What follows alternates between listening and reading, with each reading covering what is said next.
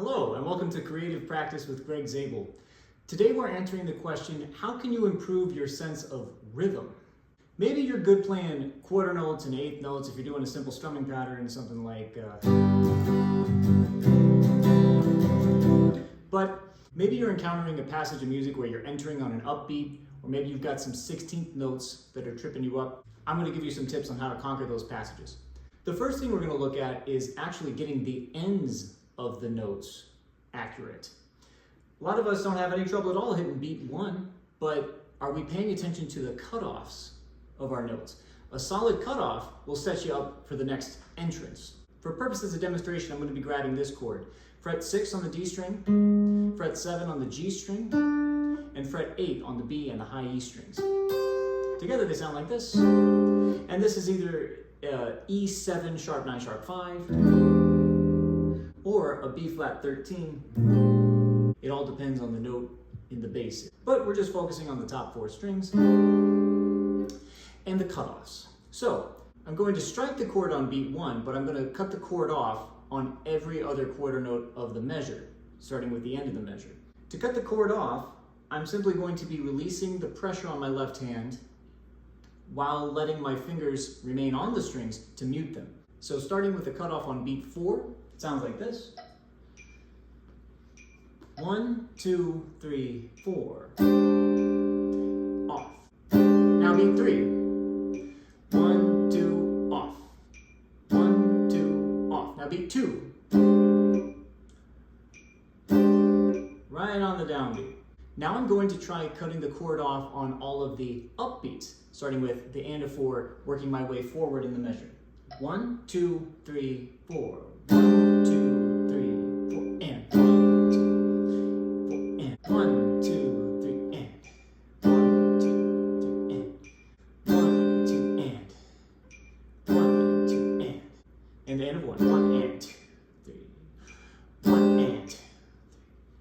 Now I'm going to try cutting the chord off on all of the 16th note subdivision upbeats. The of 4, the E of 4, the of 3, the E of 3, and so on and so forth, working my way forward in the measure. Sounds like this. 1 and a 2 and a 3 and a 4, a 1 and a 2 and a 3 and a 4, a 1 and a 2 and a very short, a 1. Now the E of 4 sounds like 1 and a 2 and a 3 and a 4, E, 1 and a 2 and a 3 and a 4, E. The of 3, 1 and a 2 and a 3 and a 1 and a 2 and a 3 and a 1 and a 2 and a 3 and a. The E of 3, 2, 3, 4, 1 and a 2 and a 3 E, 1 and a 2 and a 3 E. The of 2, 2 and a 1 and a 2 and a.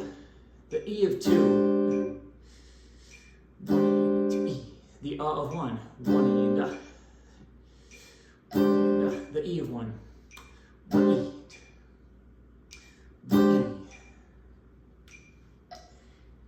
And you notice I'm doing two things while I'm playing.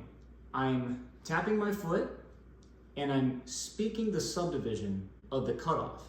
Most humans, when we develop, we start walking around age 1, and then around age 2, we start talking. So that means that first our feet learn to keep rhythm, and then our tongue, our lips, our airstream, and vocal cords, everything involved with speech, start keeping rhythm. So it's just a matter of convincing the brain to now transfer that good sense of rhythm that we already have to our hands to play our instruments. Next, let's focus on the entrances. So I'm going to do a similar exercise where now I'm going to enter on first the quarter note, starting with the back of the measure, working my way forward, then the 8th note, starting at the back, working forward, and finally then 16th notes, starting at the back of the measure, working forward. I'll be using the same chord, and I'll also be paying attention to my cutoffs. I'm going to aim to cut the chord off on the next subdivision. So for instance, if I'm playing quarter notes, I'm going to play beat 4 and I'm going to cut it off on the next quarter note, beat 1. If I'm playing 8th notes, if I'm playing the and of 3, I'm going to cut it off right on beat 4 where the next 8th note would be. And lastly, if I was playing 16th notes and I'm playing the E of 2, I'm going to cut it off on the and of 2, the next 16th note in the group.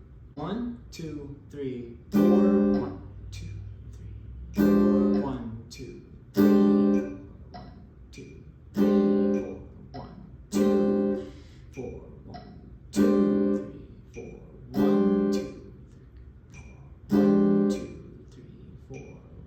2, 3, 4. 1, 2, 3, 4. 2, 3, 1, 2, 3, 1, 2, 3. 1, 2, 3. 1, 2, 3, 4. 1, 2, and 3, and 4, and 2, and 3, and 4, and 2, and 3, and 4. 1, 2, and 3, and 4.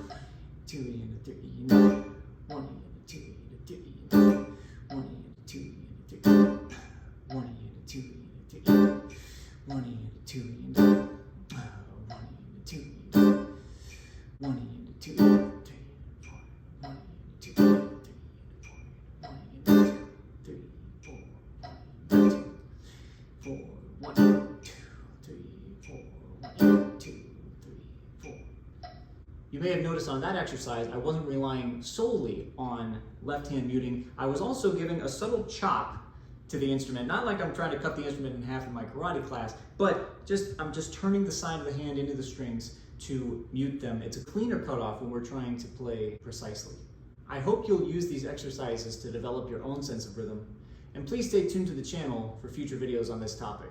Thank you very much for watching, and have fun being creative.